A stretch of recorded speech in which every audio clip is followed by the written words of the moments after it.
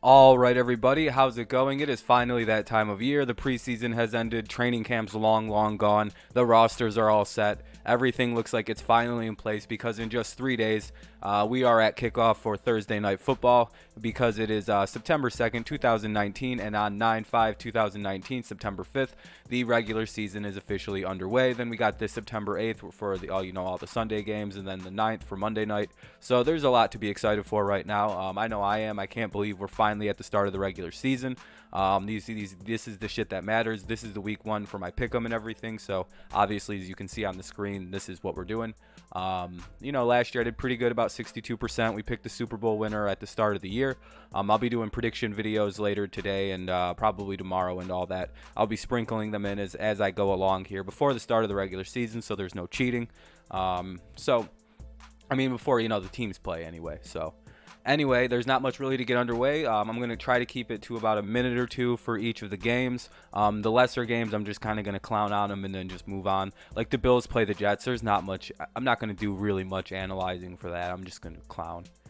But anyway, let's get started here. We have I want to keep this to about 20 minutes long. So let's see if we can pull that off. Week 1 NFL Pick'em. Let's go. Let's see what we can do here. Thursday Night Football, obviously, we have Thursday night. It's going to be the opening game of the season for the 100th season of the NFL. Also, we only had some minor injuries. I know Derwin James is gone. I know we lost Lamar Miller, and I can't think of anybody else too dramatic because most of these teams did sit like all their star players in the preseason, and most teams just didn't even try. It was like 10, 11, 12 teams that just phoned it in. Anyway, so I'm very curious to see what the teams actually can do this year as we get started. So the first game of the season is going to be the Chicago Bears hosting the Green Bay Packers. The line is the Bears are 3-point favorites and the over-under is at 46 for all those who like to bet and everything. I think the Bears are going to go ahead and win this one about 20-14, and it mainly relies in, I know Green Bay improved their defense. Their offense is going to be a year together more, so there's going to be a bit more chemistry with the receivers. They lost Randall Cobb. It's going to be interesting. I'm more curious about what the offensive line can do because obviously their defense, they got Zadarius Smith, Preston Smith, Amos. They're looking a little bit better on the defensive side, the Packers are. But I'm not too sure what we're going to see from the offensive line. That was my biggest area for them as a concern. So I don't really think they addressed it or fixed it that much. Yeah, they got a better defense. Will Aaron Rodgers be able to survive this Chicago Bears pass rush? Probably not. It's going to be a brutal ass game to have to play the Bears to start it off. Of course, the Packers went 6-9-1 last year and missed the playoffs for the second consecutive year, and the Bears won the division at 12-4. I just trust what the Bears have on defense a lot. I think Mitchell's going to be a lot better than people give him credit for this year. I think he's developing. He did mediocre his rookie year. He did a little bit better last year, and he's just developing. People like to close the book on the guy, and this is only his third year in the NFL. So let's give it a little bit. I know he's kind of a goofy-looking guy. He kind of looks like Eli and Peyton made a creature together, but that's really not. It doesn't take away. He's decent. He went 12-4 last year. You got to be at least a decent game manager. So I think the Bears should be able to win this 20-14. Very low scoring affair. If the Packers defense is as advertised, I could actually see this being like a 10-14 type of game. Because both of these defenses might be amazing. We know the Bears are. The Packers, question mark. I just don't know about Preston and Zadarius Smith. So give me the Bears 20-14 to start the season off. Now let's jump right into Sunday afternoon. Sunday 1 p.m. games. We have the very first game. The Cleveland Browns are hosting the Tennessee Titans. The Browns went 7-8-1 and missed the playoffs last year, as did the Titans, who went 9-7. The line in this game, the Browns are favored by 5.5 points with an over/under of 45.5. So, I decided I was going to add this in for the people who like to bet and everything. This is my I'm showing you what the lines are. I don't know I'm not going to bet. I'm not going to make my picks on that though. I think the Browns are going to win this game 24-14 simply because I just don't trust the Titans offense. That is the worst part of that team. They've got a very good defense. They've got pretty good special teams by the looks of it. They've got really good offense. Just what the hell's going on with the quarterback situation? They've got Mariota, who is often injured and looks mediocre at best when he's out there. And then they also got Ryan Tannehill, the forever, long-term project at quarterback. He's still a project in 10 years in the NFL almost, but he's a project. Don't worry. Whatever. Yeah, I don't even know. And the Browns, obviously, they built a super team. They picked up Odell. They got Olivier Vernon in the offseason as well. I really like what they've done. I don't know, man. If the Browns are as good as everyone says they're supposed to be, this should be a cakewalk. And I'm kind of thinking this is going to be a cakewalk, even with the Titans' defense being good, even with their offensive pieces all being good. When you don't have a good quarterback, or that's your biggest question mark, that's a problem. Browns win 24-14. I'm not going to give much analyzing to this fucking game. The Baltimore Ravens are being hosted by the Miami Dolphins, so Dolphins are playing host to the Ravens. The Dolphins finished last year with a 7-9 record and missed the playoffs. No shocker there. And the Ravens finished 10-6, winning the AFC North. With Lamar Jackson, very cool, very fun. I'm a big fan of Lamar. I think from what I've seen, they fixed that weird, goofy sidearm he had last year, and he's throwing more over the top, so that's very good. That should really help his throwing ability. They're going to throw it about 30 times a game. That'll be wait to be seen, but the line for this game is the Ravens are favored by 5 points with an over-under of 37.5. That is mainly because the Dolphins are so bad, and they've gotten rid of anybody with any talent, like any remote talent on that team is gone, as they're probably tanking for Tua, or they're going to do a 2-year tank where they tank for Lawrence. I don't really know what their exact plans are, but I don't know. I'm not really going to give much. I think the Ravens are going to destroy this team 35-10. I don't like to predict shutouts, so I'm never going to do that. 10 points is pretty much me calling it a shutout. Ravens are going to kill this team. It's going to be brutal. This is another one. Like both of these teams are going to be better than they were last year. The Jets are going to host the New York Jets are hosting the Buffalo Bills. The Jets went 4-12 and the Bills went 6-10 last year. The Jets are favored by 3 points and the over/under is 39.5.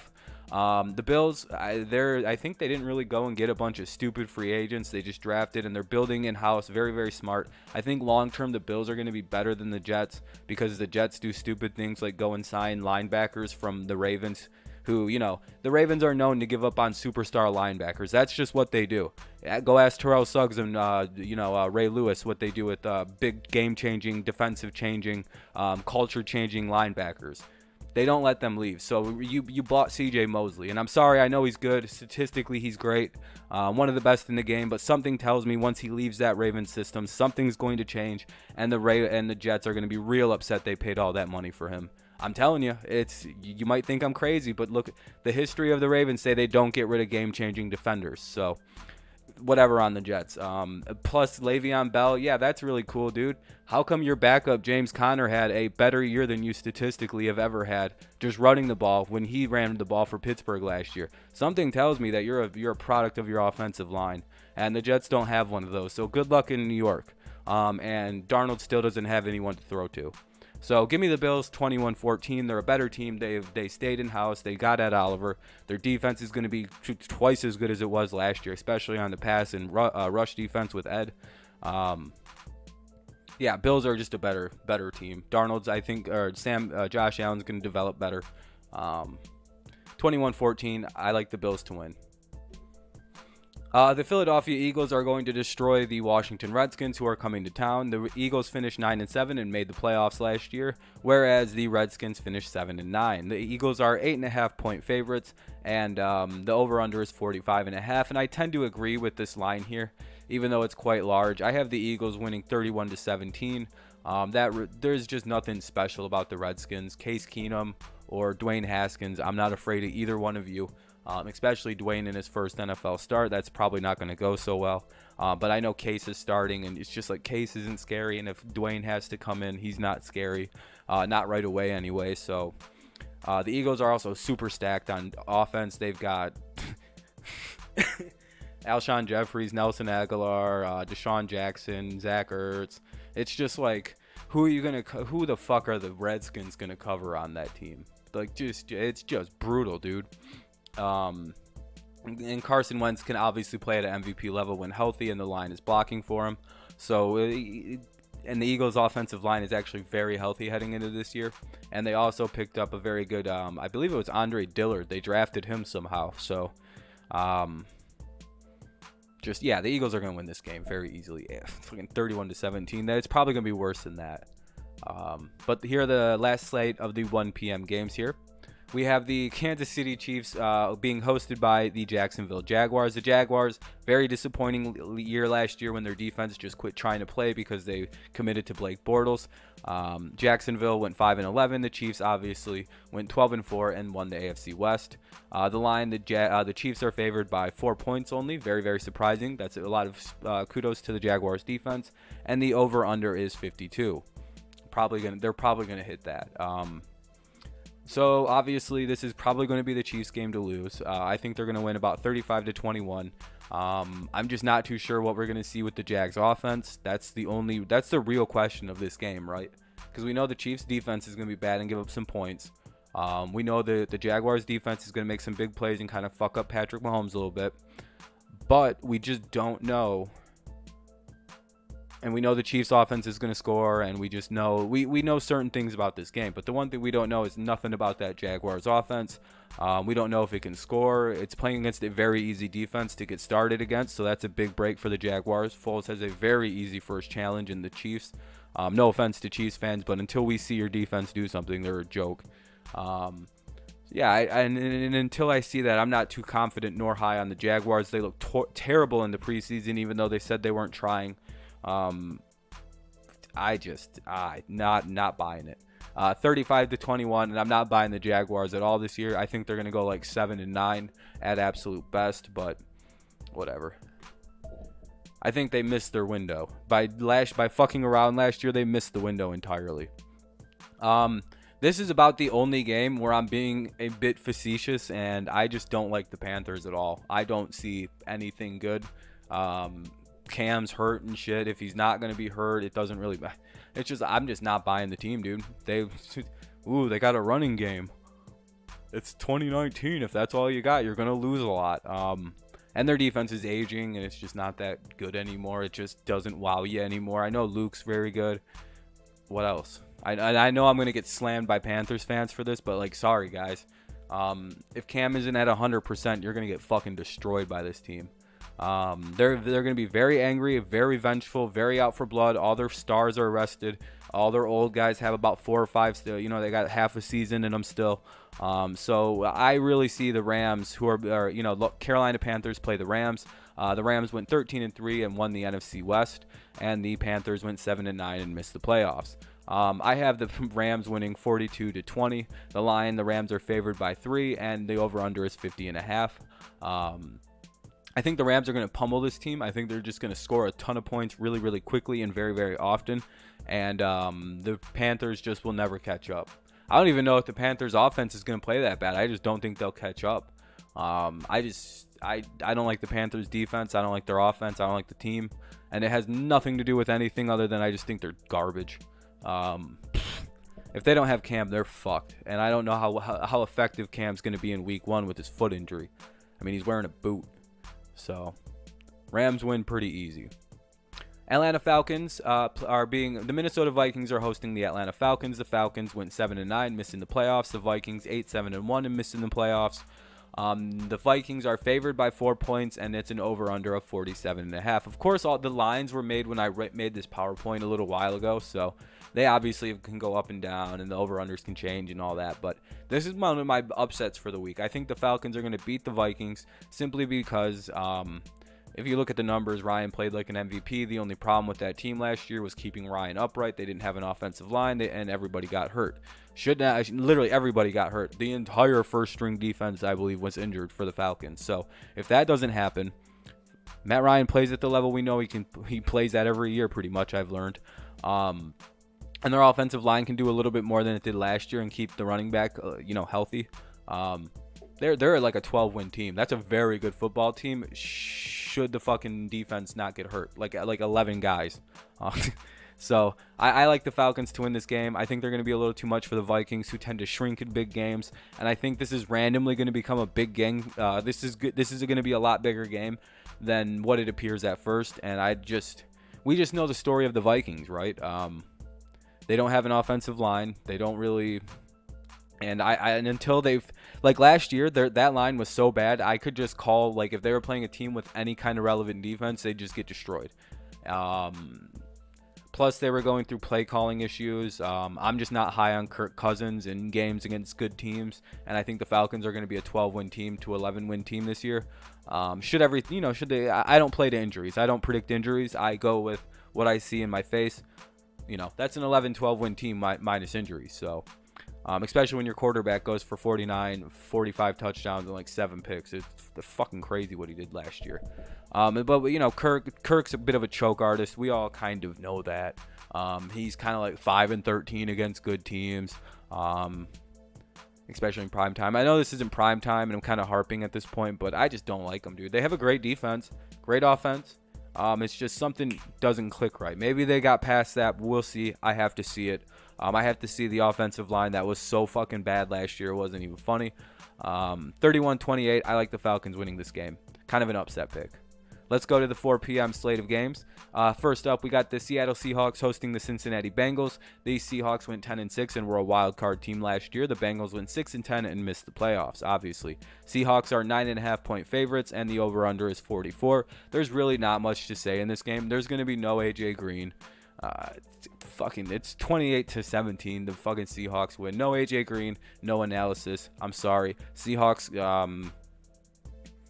They got Jadeveon Clowney as well, and we don't know what the Bengals' horrible offensive line looks like this year. If Joe Mixon can't run the ball, this team is so screwed, dude. It's gonna be bad. I know that the Bengals, they got Dalton back, and if they can block for him, he can do something with the ball. But man, that line against Ezekiel Ansah and Jadeveon Clowney. Seahawks are going to dominate this game. I probably should have put 10, which is my 0. Let's see. Los Angeles Chargers are playing host to the Indianapolis Colts. The Chargers went 12-4 and were the other wild card in the AFC, and the Colts went 10-6. Hey, they were a wild card in the AFC. They're the 2 wild card teams playing each other. That's adorable. The Chargers are 7-point favorites and with an over-under of 44. I think that line's a little bit high, but I actually tend to agree with it. The Chargers offense is going to be what the Chargers offense always is, a force to be reckoned with. They only lost Williams. I don't know if Gordon's going to be playing or not, because I've heard sources that he's going to play, that he's not going to play, that he's holding out.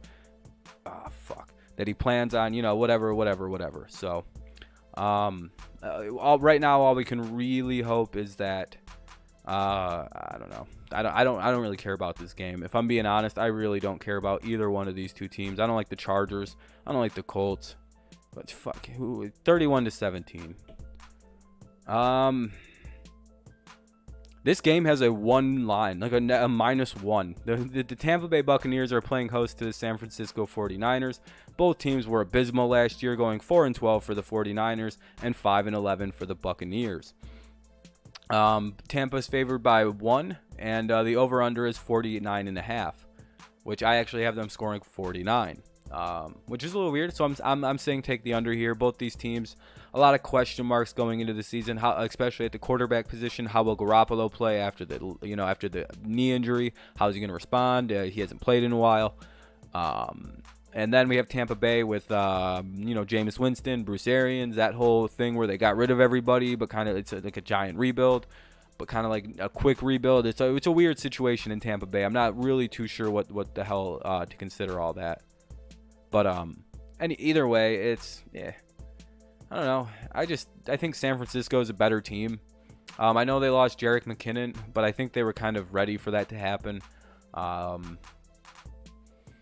This is going to be one of the worst games of the week, by the way. This right here, this San Francisco-Tampa Bay game. Especially if the 49ers are just bad, like a lot of people are randomly starting to think. I don't. I think they're going to be quite good. The losing McKinnon thing's a little worrying, but I guess we'll see how they respond. Tampa should be horrible on defense again. 49ers 28-21. This one's hard to call.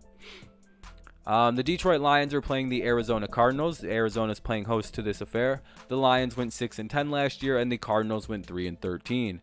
Let's see. Detroit is favored by 2.5 points, and the over/under is 47.5.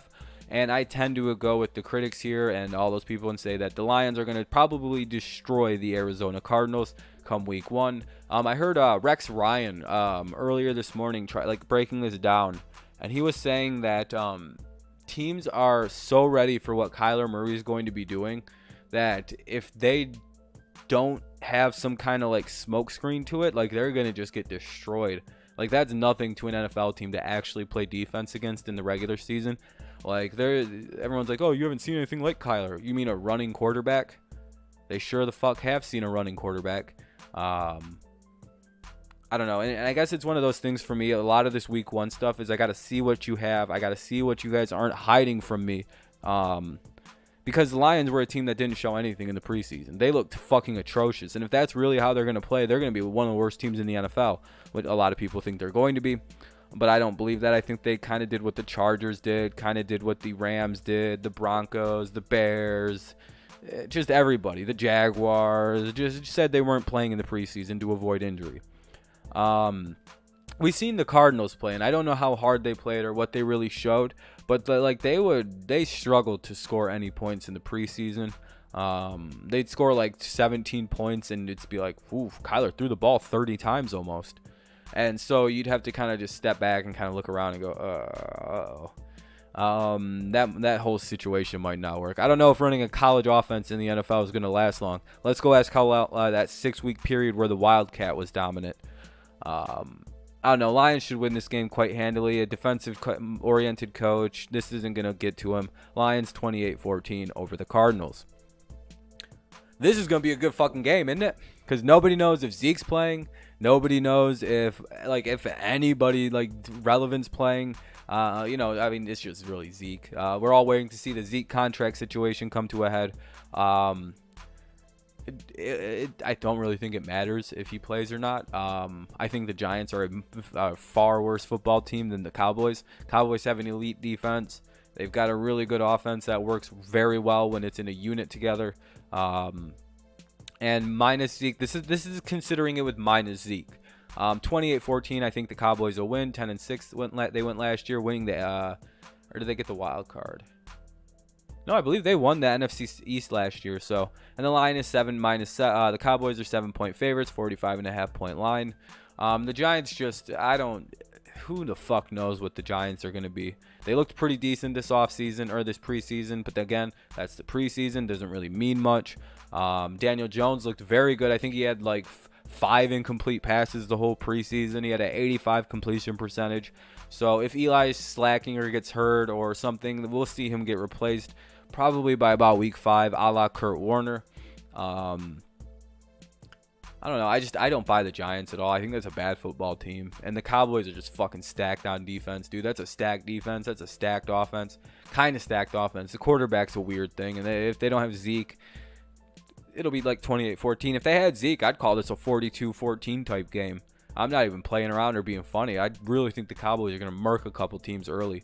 They play the fucking Giants, Redskins, and another really bad team, right in a row. It's like, oh, wow, you guys got lucky. But I believe these are all the 4 p.m. games. Yep, okay, so these are all the 4 p.m. games. So I think Cowboys about 28-14. Sunday night football. The New England Patriots are hosting the Pittsburgh Steelers in what should be a fucking classic type of game. The Patriots went 11-5 last year and won the Super Bowl.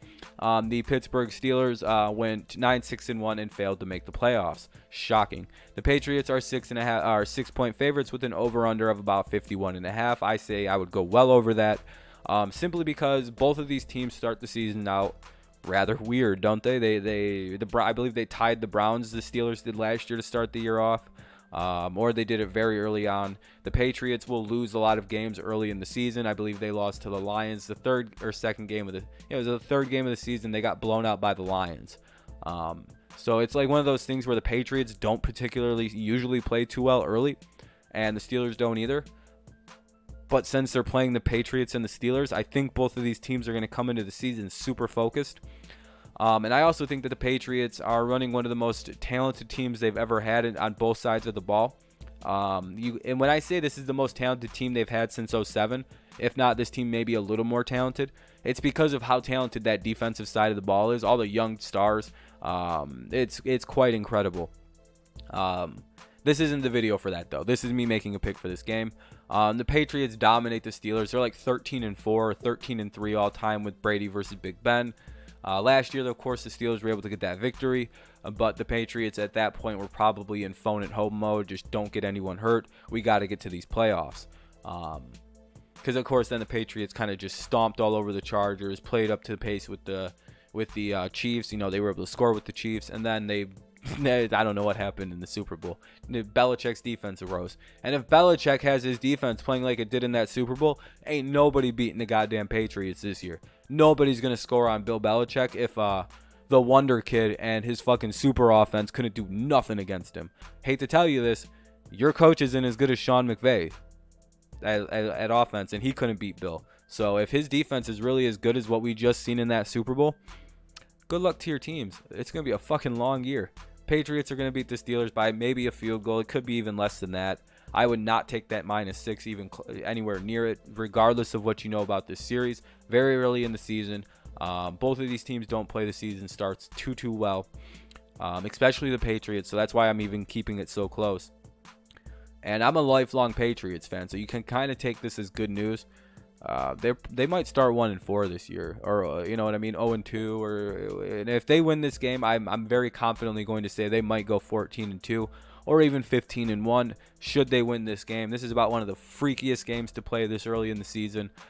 Just because it's the Steelers, I don't know why the hell this isn't later in the year, but hey, what a way to start Sunday Night Football, in my opinion. Give me my Patriots over these Steelers, 31-28.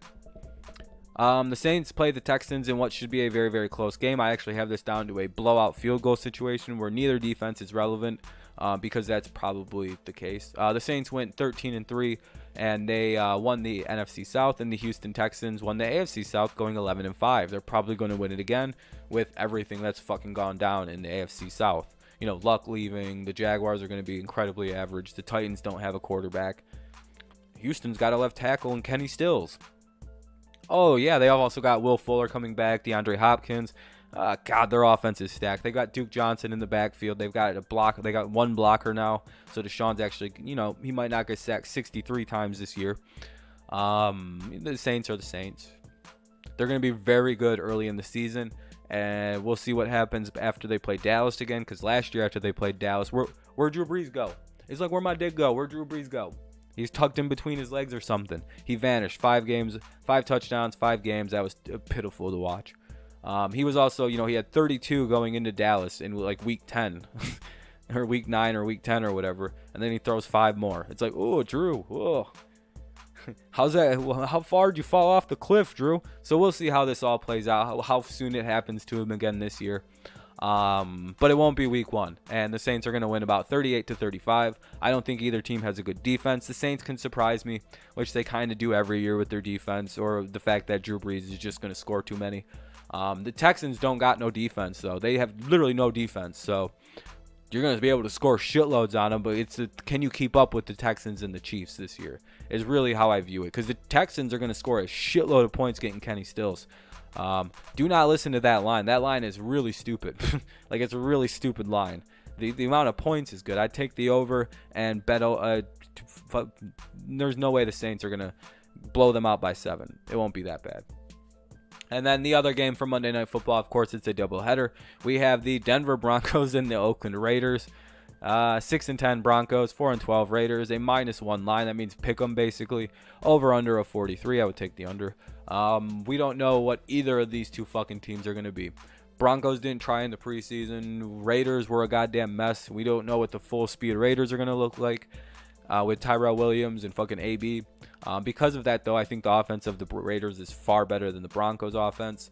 Sorry, Flacco. Sorry, Freeman or Lindsey and all you guys. I don't really like you. I actually don't like the Broncos, and I like John Gruden. So this one's actually not that bad. Fuck you guys. I'm going to be biased. 21-13. Raiders are going to kill them. It might even be worse than that, but I just got to see what John's done. I'm kind of buying what John's selling, as most people are. It's a well put together team, folks. The dude knows what he's doing. He didn't build the Oakland Raiders, get traded from the team, go to Tampa Bay, coach that team into a Super Bowl, and then the team he built in the Raiders was who he played. Everybody likes to Gruden, the only reason he got to that Super Bowl is because Dungy built him a super team. It's like, yeah, he also built the team that played that team in the Super Bowl. He built the Raiders, got traded to Tampa, coached that team to the Super Bowl, and played his former team. Wow, how crazy is that? Like, he was responsible for both Super Bowl teams that year. I almost think he might. It's whatever. Fucking Raiders 21, Broncos 13. I just got to see what the Broncos got. I have no idea what that team is on offense. Literally zero idea. I don't even know if Flacco played in the preseason. But I believe that's all the games. Yeah. So we're 0-0 heading into week 1. That is going to be pretty much the end of this pick'em video. About 30 minutes. Of course, I went way too long. So I'm going to wrap this up. Go ahead and leave a like. Subscribe to the channel if you're new here. Again, I gave it a little bit more of a detailed breakdown than I probably should have. I need to shorten this back up. But, it's week 1. I felt like I had a lot to say. So if you made it all the way through, thank you very much. You should leave a like. You should subscribe. That means you're a big fan of what I'm doing here. And I appreciate you very much. Yeah, go Patriots. Here we are. It's week 1 of the NFL season. I can't wait for the fucking games to get started. So, I don't know. Thank you guys for listening. If you made it all the way through, you're amazing. I appreciate you. I didn't flood you with ads like a lot of other YouTubers do. So go Patriots. I can't wait. Let me know what you think down below. I'll be sure to get back to your comments as soon as I can. And have a good one. And peace.